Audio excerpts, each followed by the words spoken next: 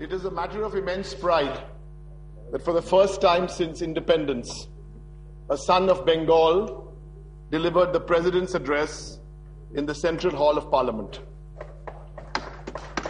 Bengal's famous son has indeed come a long way since the time he was a professor of political science at Vidyanagar College in South Chobbish Pargana.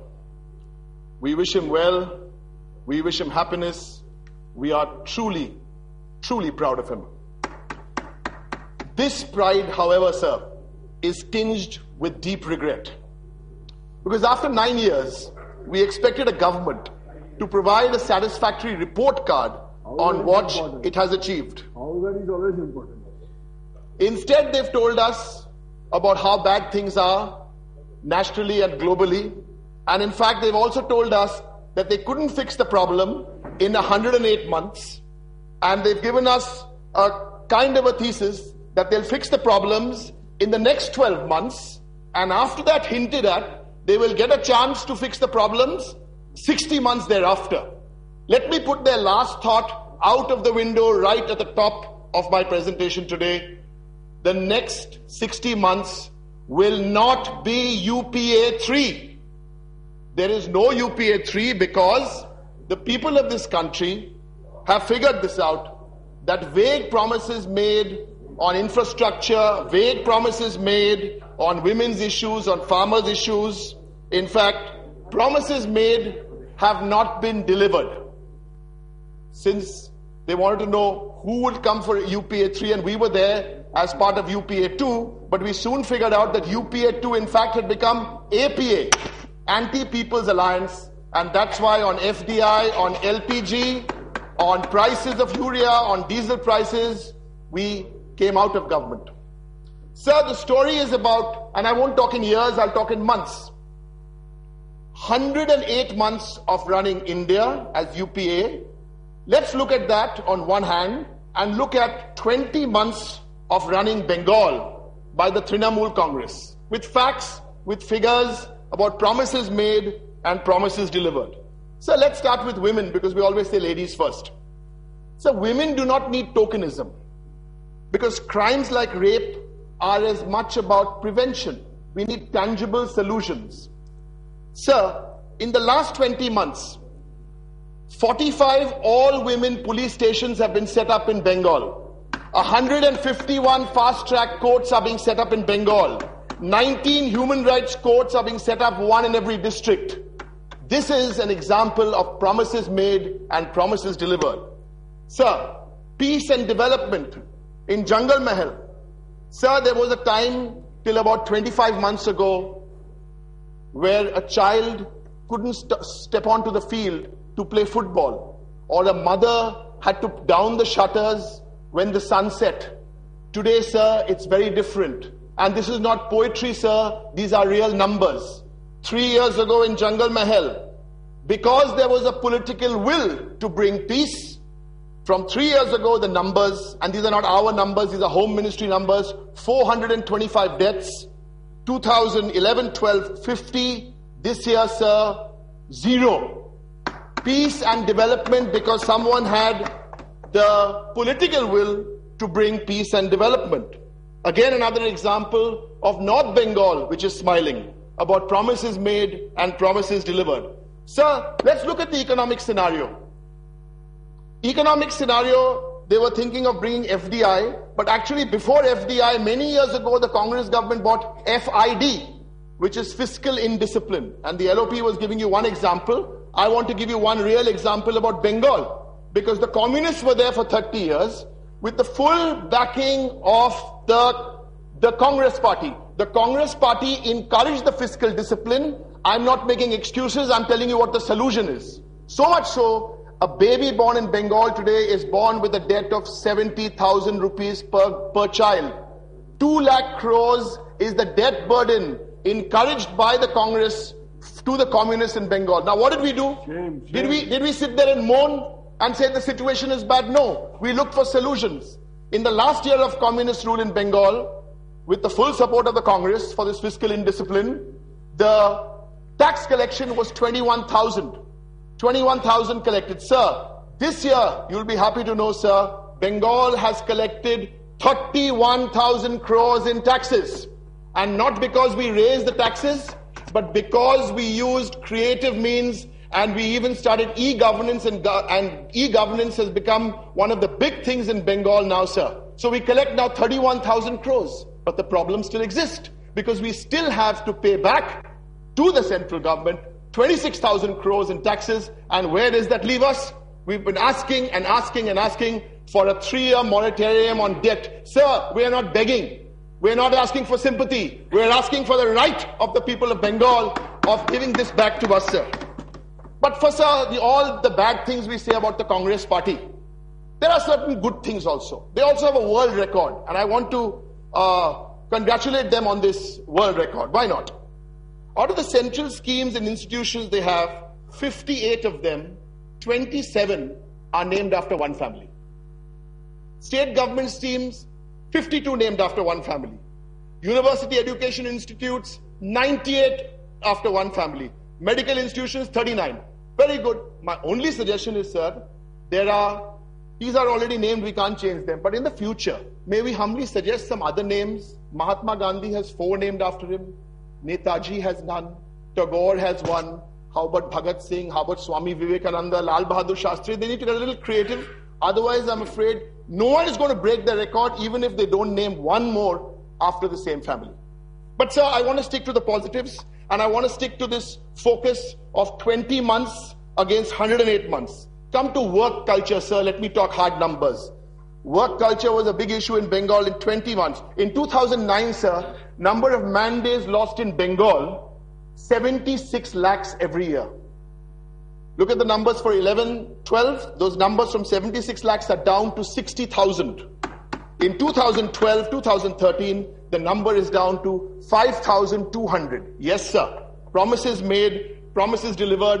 A bandh was recently called, and we saw there also there was 98% of attendance at Writers' Building, because previously all these bandhs were government-sponsored bandhs. Yes. So let's come to some social issues. And I'm talking about the real promises delivered after they were made 20 months ago. Take health, sir. In 34 years, 7 neonatal units were set up in Bengal. Now, we could have been mourning, like the Congress is doing today, about mourning about the global economy. No, you got to change it because you want to change it.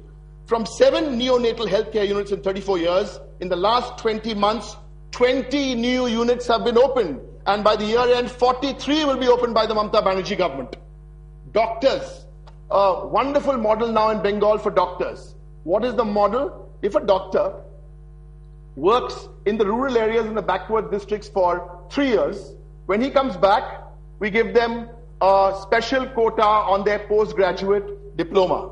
Or look at the Kolkata Municipal Corporation, who've taken 60,000 families under the Universal Healthcare Scheme. Or 1,000 sex workers have been included in the scheme. So, there was a very interesting survey not done by the Trinamool Congress Party mouthpiece, but a magazine called India Today. 2 weeks ago I read this, and it was published. And they talked about the #1 medical facility city in India. So we are proud to say it was from Bengal. It is Howrah. So we've managed to make a difference, sir, in 20 months. Look at physical infrastructure.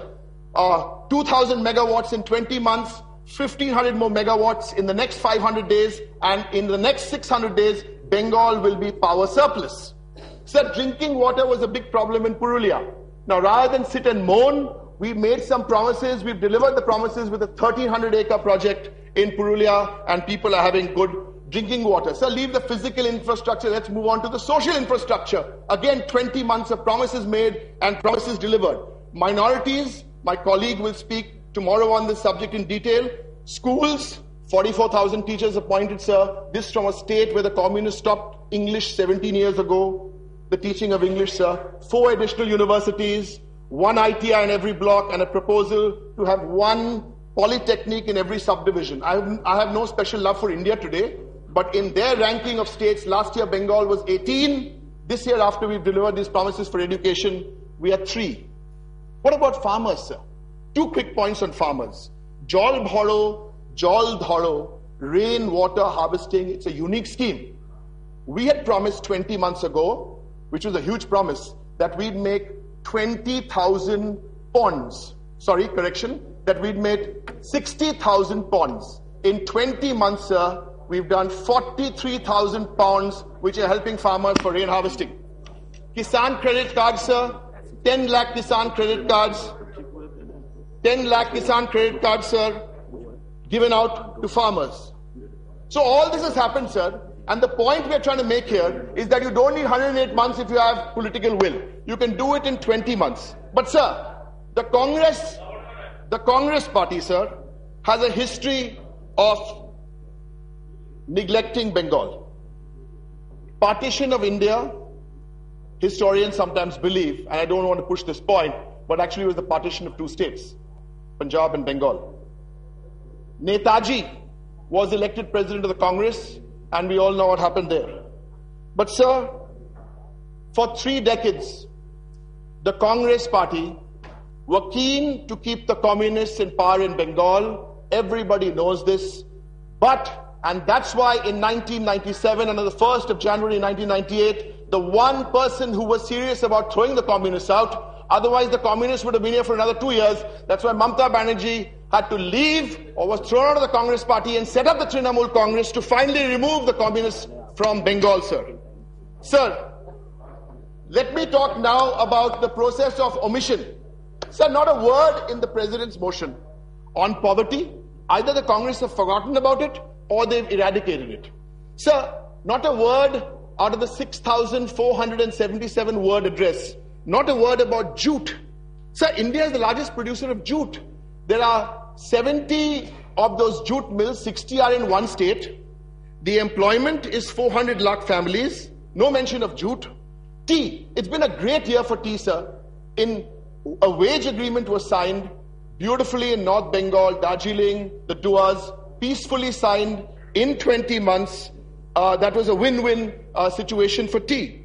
Sir, there's a rail budget discussion coming up next week, so we'll discuss that in detail, sir. But the rail budget was, I think, a true vengeance about how, when you take on someone politically because you think they've forgotten about the people at large of India, how they can be revengeful.